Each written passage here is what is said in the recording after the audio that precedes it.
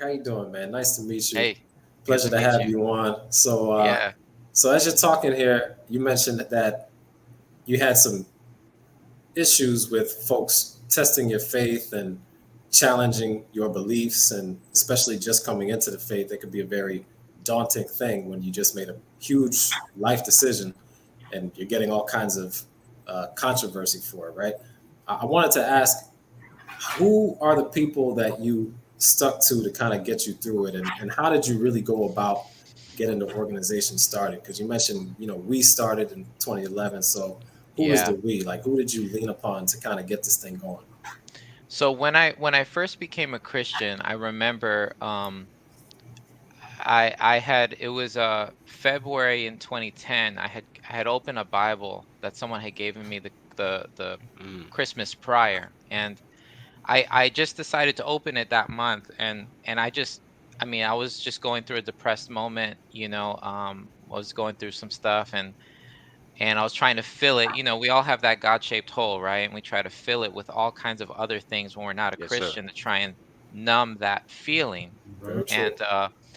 And when I was flipping through the Bible, I saw a lot of words in red, and I was like, why are these words in red? Like, and those are Jesus' words, right? And so the most red I saw was on Matthew 5, 6, and 7, the Sermon on the Mount. And so I started to read that, and that gave me a comfort I had never felt before. And so when I was coming to the faith, I mean, that was what caused me to study the Bible on my own. So I started to read and read, and I mean, it was so much that my mom had to bring food to my bed because I wouldn't stop reading. And I was just asking, like, okay, I know about this Adam and Eve story. I've heard about it. Let me read about it in here. I've heard about this David and Goliath story. Let me read a bit about David's life. And so I'm reading and reading, and it came to a point where I was reading things I didn't understand. Like, they weren't stories anymore. Now I'm looking at theological principles and life principles, and how this, all ties together, and context and all that stuff. So I called up three groups of friends that I knew were Christian. Two of them happened to be Seventh-day Adventist Christian groups. I didn't even know, I just calling people I knew were Christian. And they were like acquaintances. And then I called up another group. These are my close friends now, best friends, and they're non-denominational Christian. And so I studied kind of the traditional, the both schools of thought on the Bible, and ask questions, and yeah, eventually I just I believed, I was aligning more and more. I liked the way the Seventh Day Adventist Christians were taking the whole Bible into context.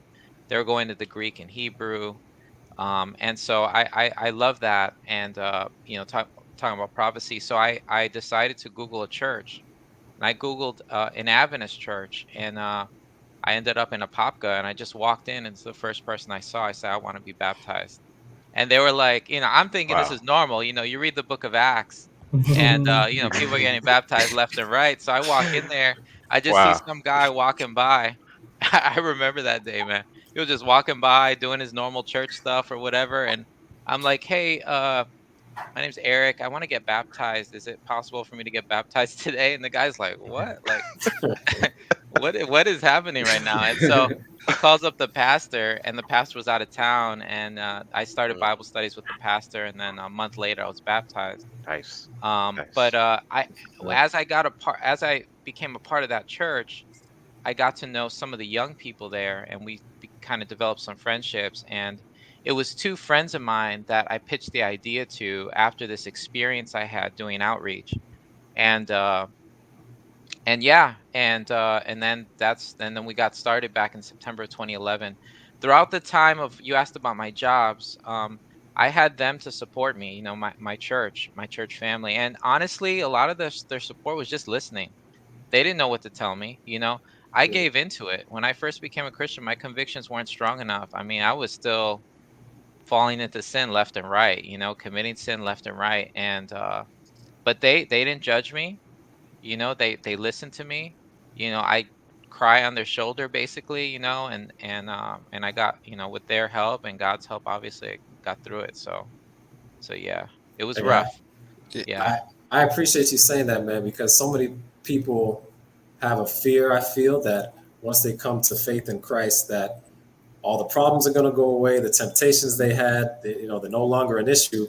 So you being upfront and honest, like, hey, it's still going to be a thing in your life that you're going to have to battle on a Oh daily yeah. basis, right? But Hmm. obviously, you continue on, you stay strong, and Christ gives you that strength to Yeah. overcome.